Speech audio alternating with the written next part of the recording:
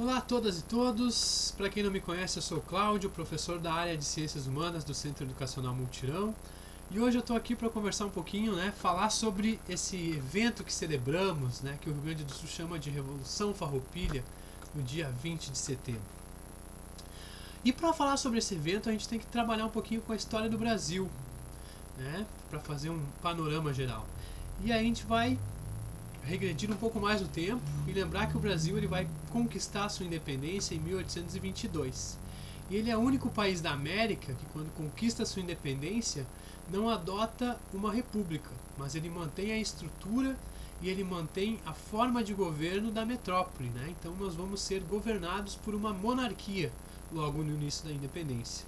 Esse período que vai de 1822 até 1889, vamos chamar de Brasil monárquico, ou Brasil imperial. Então vamos ter dois imperadores, Dom Pedro I e Dom Pedro II, e entre esses dois imperadores teremos então o que a gente vai chamar de período regencial, ali entre 1831 e 1840. E é justamente nesse momento, em 1835, para ser mais específico, que vai ter o que nós vamos chamar de Revolta Farroupilha. É bom lembrar que esse período ele vai ser conturbado em todo o território nacional. No Brasil que nós conhecemos hoje, de norte a sul, vai pipocar revoltas contra o poder central, contra o poder do Império Brasileiro, de insatisfações populares. A gente vai ter a Sabinada e a Revolta do Malês na Bahia, vai ter a Balaiada no Maranhão, a gente vai ter a Cabanagem no Pará, e no Rio Grande do Sul a gente vai ter a Revolta Farroupilha. Ela é uma revolta um pouco peculiar em relação às outras. Primeiro, é uma revolta que ela vai ser liderada, vai ser comandada pela elite regional. Diferente das outras revoltas desse período regencial, a revolta farroupilha vai ser liderada pelos grandes estancieiros. Os comandantes vão ser essa elite local. Vamos entender um pouquinho do Brasil nesse período. A gente vai ter as regiões brasileiras, elas vão seguir com aquela lógica da América Portuguesa. Então, na região Nordeste, a gente vai ter uma produção de cana-de-açúcar, que é o principal produto de exportação, principalmente nos estados de Pernambuco e na Bahia. No Norte, a gente vai ter ali no Pará, a principal atividade econômica vai ser a extração das riquezas da floresta amazônica, que a gente vai dar o nome das drogas do sertão. São Paulo está iniciando um processo de economia de subsistência com a produção do trigo, e o Rio Grande do Sul ele vai ter uma economia totalmente voltada para a pecuária e para a indústria do charque, que vai ser o alimento dos escravos. E essa produção do Rio Grande do Sul, ela vai basicamente abastecer o mercado interno, vai basicamente abastecer o Brasil. O que vai acontecer que a nossa elite vai se revoltar contra o Império, vai se revoltar contra o poder central? Essa revolta ela vai ser exclusivamente sobre os tributos que estavam se aplicando ao charque. É uma revolta tributária. O que acontecia? Quando o charque saía do Rio Grande do Sul e chegava até o Sudeste e Nordeste, ele tinha uma taxação de aproximadamente 25% do seu valor. E o charque que saía da Argentina e do Uruguai, além de ser de melhor qualidade, ele tinha uma taxação de 4%. Foi isso que levou a elite local, a elite do Rio Grande do Sul, a gerar essa revolta, a se levantar contra o Império Brasileiro, em determinado momento até a fundar uma própria república, a República Rio-Grandense, que foi governada no início pelo general Bento Gonçalves. Pois bem, além dessa peculiaridade, de ser uma revolta organizada pela elite, uma revolta exclusivamente tributária em função do preço do charque, a gente vai ter outra peculiaridade. Ela vai ser a revolta mais longa de todas elas. Ela vai começar em 1835 e vai durar até 1845. E aí a gente vai ter o quê? A gente vai ter uma pacificação da província. Os farroupilhas eles começam a perder força, eles vão perder a guerra, vão perder a revolta, e eles acabam fazendo então um acordo junto com o Império Brasileiro, e a elite acaba sendo anistiada, o valor do charque vai ser equiparado, as tributações sobre o charque vindo do estrangeiro, e a revolta vai acabar por ali, certo? diferente das outras regiões do Brasil e das outras revoltas do Brasil, que a população, né, os levantes populares foram exterminados pela força nacional. E depois desse momento a gente vai ter o que a gente vai chamar de pacto de silenciamento, né? Por muito tempo não vai se falar mais nessa revolta, e depois, né, no processo, né, com o passar do tempo, o Rio Grande do Sul vai começar a reescrever, né, vai começar a criar uma narrativa sobre essa história. E aí vai ter um papel bem importante nessa reescrita, né, nessa narrativa, que são as organizações da sociedade civil que a gente vai chamar de CTGs, os Centros de Tradições Gaúchas, né, que vão visar difundir e perpetuar as tradições e o folclore da cultura do Rio Grande do Sul, né. O primeiro centro de tradição gaúcha que a gente vai ter, ele vai ser fundado em 1948, ou seja, mais de 100 anos depois da Revolta Farroupilha. E aí a gente vai dar ares, né, que ela não teria, né, que é uma revolução, né. Vai ter uma nova reescrita para conseguir constituir o que a gente vai chamar de uma identidade do Rio Grande do Sul, né. Então ela vai nos servir como um mito fundador regional nessa batalha. E aí sim, aí a gente vai dizer que as nossas façanhas servem de modelo a toda a terra, que o 20 de setembro é o precursor da liberdade, né? Vai ter duas figuras bem importantes ali, que é o Barbosa Lessa e o Paixão Cortes. O Paixão Cortes, inclusive, ele vai servir de modelo para a estátua do Laçador, né? Hoje, que está em Porto Alegre, ela foi construída em 1954. Então tem uma construção, né, uma nova narrativa para essa revolta, que a gente vai dar o nome de revolução.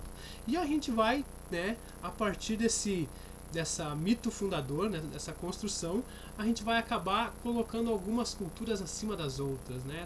Essa construção desse mito fundador vai deixar de lado algumas das etnias, né, os negros e os índios que lutaram ao lado dos farroupilhas, né, foram os pontas de lança, vamos dizer assim, né, os escravos das grandes instâncias atuaram na revolta farroupilha, né, visando a sua liberdade, coisa que não aconteceu, mas ela acaba sendo esquecida e apagada da história.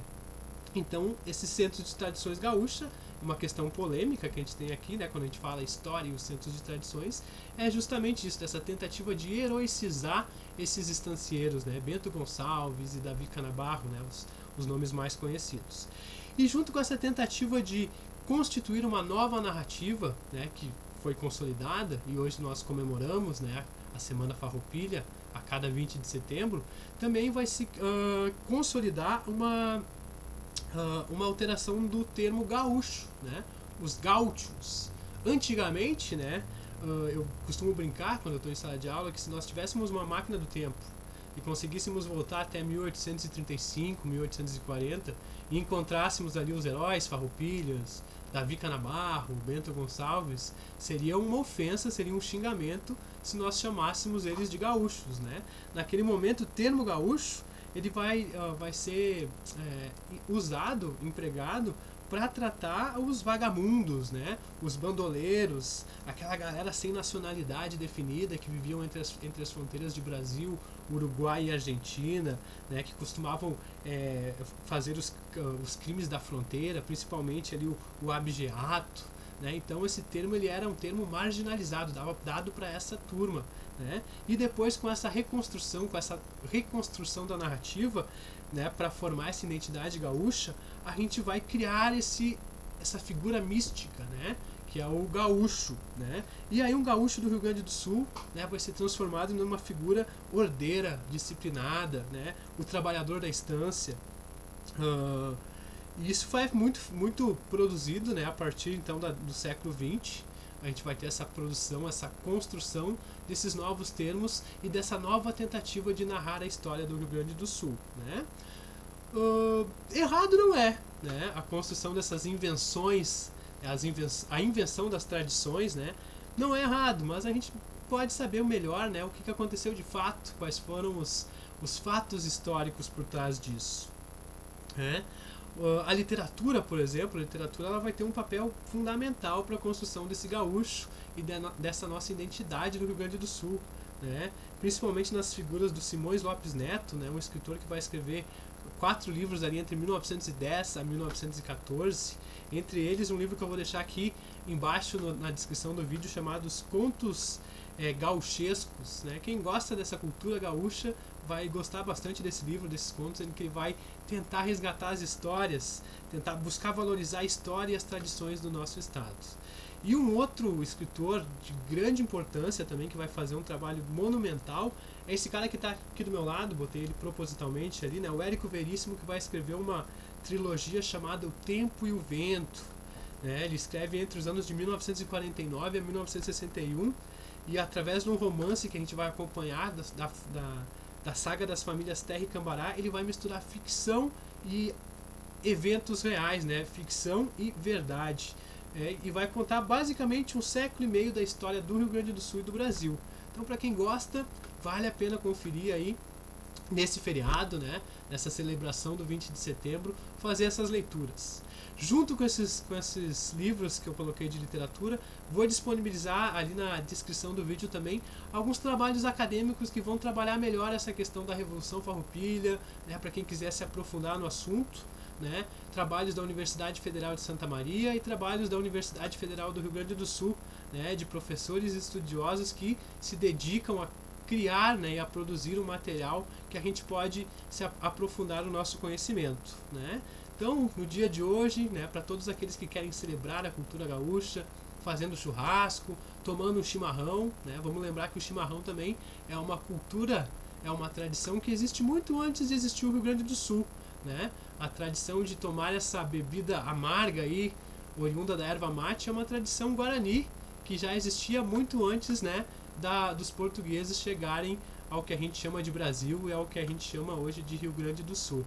Desejo aí a todos um bom feriado, um bom domingo, e que a gente possa, né, brevemente estar fazendo essas discussões, conversando sobre questões de história, de sociologia em sala de aula, né? Sobre as revoltas provinciais ou as revoltas regenciais, a gente estuda na etapa 2 de História, e sobre a construção de identidades e cultura, a gente estuda na etapa 2 de Sociologia. Então, se vocês ainda não estudaram, mais pra frente, possivelmente, a gente vai trabalhar junto essas duas questões e aprofundar melhor esse tema. Um bom domingo a todos, né? Para quem quiser comemorar a Semana Farroupilha, boas comemorações, né? Fique em casa, né? Se sair, use máscara. Cuidem-se. Um forte abraço.